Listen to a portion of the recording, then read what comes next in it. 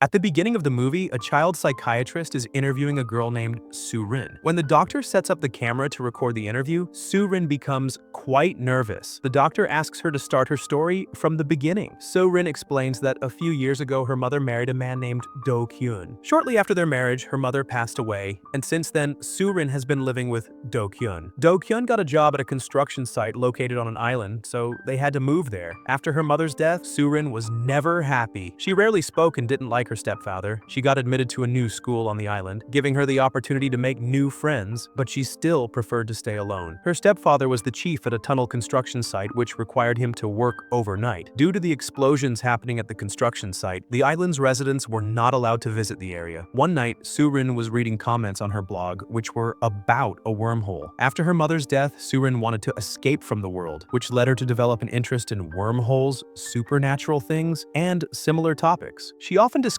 these topics with people on the internet and sometimes searched for them on the school computer. One day, she accidentally left her computer open, and her classmates read her comments, making fun of her. While Su-rin was walking home, she met a boy named Sung-min, who lived in an orphanage. Sung-min introduced himself and tried to befriend her, but Su-rin ignored him. The next day, during lunch, Su-rin overheard Sung-min and his friends talking about her blog and wormholes. Sung-min claimed that after reading her blog, he had stepped into another world. That day, when Su-rin was heading home, Sung-min started following her. When she asked him why, he said that he believed everything written on her blog was true. Due to their shared interest in supernatural things, the two slowly became friends. Su-rin had created a secret alphabet language that only the two of them could understand. Every day, they used this secret language to write notes for each other in Su-rin's diary. After school, the two of them would go around town searching for ghosts. One day, during one of their expeditions, Sung-min takes Su-rin to an old house deep inside the forest. The two explore the house and spend hours talking while carving on wax blocks. Over time, Su-rin starts falling in love with Sung-min. Suddenly, she kisses him, leaving him shy and flustered. One day, Su-rin sees Sung-min and his three friends planning to visit the construction site to witness the explosions. She decides to join them. The kids plan to take a route through the forest to avoid being seen. When they cross the fence at the site, one boy gets scared and runs back. The remaining four hide behind a hill, waiting for the blast, but no explosion happens, leaving them disappointed. As they walk through the forest, they come across a small cave. They decide to go inside and explore. One by one, they enter the cave. When they reach the end of the cave, they see a glowing stone submerged in water. Su-rin wonders if it might be a meteoroid. Sung-min decides to go into the water to retrieve it. When they bring the object out of the cave, it stops glowing. The kids think it looks like an egg. One of the boys, Tae-shik, says it might be the egg of a time dragon. He recalls his grandfather telling him about a cave that appears in the mountains on full moon nights, where the time dragon resides. Anyone who enters the cave comes out as an old person. The others don't believe him because none of them have aged after entering the cave. Suddenly, Su-rin notices that her hairpin, a gift from her mother, is missing. She goes back into the cave to search for it. The other boys stay outside to guard the egg. Inside the cave, Su-rin finds her hairpin, but then she notices the glowing egg again in the water. Confused, she heads back outside, only to discover that the egg has cracked open and all her friends have disappeared. She searches the entire forest for them, but as night falls, she gets lost and ends up having to spend the night alone in the jungle. The next day, the police begin searching the forest for the missing children. Detective Baek-ki is assigned to lead the investigation. After some time, the police find Su-rin unconscious in the forest. Luckily, she is still alive and recovers. At the hospital, the detective questions Su-rin about what happened to the other boys. Su-rin tells him the entire story about the cave and the mysterious egg, but neither the detective nor the adults believe her. She wants to take the police to the forest to show them the cave, but when they arrive, the cave is gone. It seems like the cave vanished after the full moon night. Then, the detective receives an update that a body has been found. It belongs to one of the missing boys, Jae-wook. His body was buried under the sand 20 kilometers away on a beach. The investigation reveals that he died from an asthma attack. However, since someone buried him, the case changes from being a missing person case to a kidnapping case. Weeks pass, but the other two boys are still missing. Without Sung-min, Su-rin returns to her old life. She is just as confused as everyone else, but when she tells the truth, no one believes her. One day, Su-rin hears a noise outside her house. When she goes to check, she sees a man running toward the forest. She follows him into the forest. After running for a while, she trips and falls, and the man stops as well. He comes closer and looks at her intently, leaving Su-rin shocked. The man speaks for the first time and says that he is Sung-min. Hearing this, Su-rin snaps out of her shock and runs away, crying. While running, she ends up in front of the detective's car and tells him everything. The police are informed, and a search operation is launched to find the man in the forest. As they believe believe he might be the kidnapper. The detective asks Su-rin who the man was. Su-rin says he was pretending to be Sung-min. The police don't find the man, but they come across Su-rin's diary where she and Sung-min used to write secret notes for each other. However, when Su-rin looks at the pages, she is surprised to see that they are filled with new notes written by Sung-min. Using their secret code language, Sung-min has written everything that happened in the cave that day when Su-rin went to retrieve her hairpin. In the next scene, we see what happened when Su-rin was inside the cave. The other boys were excited to find out what was inside the egg. Without waiting for Su-rin, Sung-min breaks the egg. But as soon as they break the egg, they realize it is empty. When Su-rin doesn't return for a long time, Sung-min goes into the cave to look for her. He sees that Su-rin is frozen in place, not moving or speaking. He tries to shake her, but it has no effect. Suddenly, he notices a droplet of water suspended in mid-air. When he steps outside and looks up at the sky, he realizes that even the birds are frozen in the air. He and his friends come to understand that the entire world's time has frozen, but only 3 people can still move, himself and his 2 friends. At first, for a few days, they feel like kings of the world. They eat whatever they want, drink whatever they like, sleep whenever they feel like it, and spend their days joking around and having fun. But within a month, they start to get bored. They decide to leave the island and travel to another city to see if there are others like them who can move during this frozen time. However, their plan falls apart when they realize the ocean water is also frozen, which means any boat they use will sink. In the next scene, we see Su-rin realizing that the man she met in the forest was actually Sung-min. She stops reading the journal because her first priority is keeping the police away from Sung-min. If the police find him, they will think he's the kidnapper and arrest him. So she claims that she lied about seeing anyone in the forest. The police believe her and she resumes reading the journal. Months later, the boys start living in a tent inside a mall. Jae-wook's health begins to deteriorate day by day because of his asthma, and his inhaler stops working. One night, due to breathing difficulties, he slowly passes away right in front of his friends. Sung-min and Tae-shik cry their hearts out. With heavy hearts, they bury their friend's body under the sand at a nearby beach. After Jae-wook's death, his body also freezes in time like everything else. 5 years pass, but the world remains exactly the same. By this time, Sung-min and Tae-shik have grown into teenagers. Despite living alone for so many years, they still hope that the world will one day return to normal. Sung-min believes that when they turn 20, time will start moving again. They start stealing small amounts of money from everyone, hoping that when the world resumes, they will be rich. However, when they finally turn 20, nothing changes. Slowly, their hope begins to fade, and they move into a wooden house in the jungle to live in isolation. One day, the loneliness becomes too much for Sung-min, and he screams out loud, desperately wishing for everything to return to normal. Tae-shik watches him from a distance and completely loses hope. A few days later, Sung-min notices that the shape of the moon is changing again, which means the world is about to resume. He goes looking for Tae-shik but can't find him anywhere. He searches the entire island and eventually reaches a hill where he finds Tae-shik's clothes on the ground. He realizes that Tae-shik has jumped into the water. Sung-min jumps into the water after him, but just at that moment, the world resumes. He comes out of the water and is overwhelmed with joy to see the world back to normal. After reading the journal, Su-rin immediately runs to the old house where she used to visit with Sung-min, and finally, she finds him there. They decide to tell their story to the world, though they know that no one will believe them. Meanwhile, the police find CCTV footage showing Sung-min in the forest. They suspect he is the kidnapper. One night, Sung-min sneaks into Su-rin's room. After living alone for so many years, he fears she might harm herself to escape her pain. The next day, Tae-shik's parents arrive at the construction site and blame Do-kyun, Su-rin's stepfather, for their son's disappearance. They believe Tae-shik died in the explosion at the site and that Su-rin is making up stories to protect her stepfather. During this time, Su-rin and Sung-min visit the orphanage where Sung-min used to live. Su-rin explains everything to the warden and then goes outside to call Sung-min. However, her stepfather arrives, drags her away, and takes her home. Sung-min stays back and speaks with the warden, sharing stories from his childhood. The warden is shocked, but still doesn't believe his story. That night, Do-kyun locks Su-rin in her room, but Sung-min enters through the back door and takes her with him. The two run away from home to decide what to do next. Su-rin remembers seeing another egg in the cave and tells Sung-min she plans to use it to become an adult again and prove his innocence. However, Sung-min disagrees, knowing how painful it is to live in isolation. He feels it's better to be misunderstood as a kidnapper than to let Su-rin endure the loneliness he experienced for years. When Do-kyun discovers Su-rin is missing, he suspects she has gone to the forest house. He finds a picture of Su-rin and Sung-min on her phone and heads there at night. Upon reaching the forest house, he attacks Sung-min and tries to take Su-rin back home, but Sung-min knocks him unconscious unconscious and escapes with Su-rin. The next day, the police arrive at the forest house and conclude that the kidnapper is pretending to be Sungmin to manipulate Su-rin. News of Su-rin's disappearance spreads on TV, prompting the police to intensify their search for the two. Eventually, the police catch up with them and try to apprehend them. However, Su-rin turns herself in to save Sungmin. Before they part ways, she tells him to meet her at the cave. The detective tries to convince Su-rin that the kidnapper is lying to her, but she refuses to believe him. She makes an excuse to go to the bathroom, but escapes and runs to the cave. There, she retrieves the glowing egg and gives it to Sungmin, but he refuses to return it because he doesn't want Su-rin to use it. He decides to surrender himself to the police and take responsibility for his friends' deaths. Sungmin runs into the forest, and Su-rin chases after him. At the same time, the police arrive and begin pursuing them. Everyone ends up at the edge of a cliff. A police officer catches Sungmin, and during the struggle, Su-rin falls off the cliff. The detective tries to save her, but ends up hanging from the cliff as well. Sungmin tries to rescue them, but before he can, both fall off the cliff. To save them, Sungmin breaks the egg one last time and stops time again. Moments later, Su-rin wakes up and finds herself on a beach with the detective. She realizes what Sungmin has done. Only a second has passed for her, but it may have been another 10 years for Sungmin. Afterward, she is taken home. During dinner that night, Su-rin apologizes to her stepfather for all her mistakes and calls him Dad for the first time. The detective visits their home and asks how she survived the fall from the cliff. Su-rin doesn't say anything, but the detective understands that she was always telling the truth. He suggests she give a false statement to the media, saying the kidnapper had lied to her. This way, people blaming her for her friends' deaths would be proven wrong. Su-rin shares her entire story with a psychiatrist, who is astonished and decides to write a book about it. A few months later, Su-rin is about to move to a new city to attend high school. Before leaving, she meets the psychiatrist, who gives her a copy of the book, now published. On her way, Su-rin sees Sungmin through her car window and runs out to meet him, but he isn't there. In the next scene, we see the two of them on a ship, silently looking at each other, and that's where the movie ends. If you like the movie, then please support the channel and subscribe to watch such an amazing movie's explanation.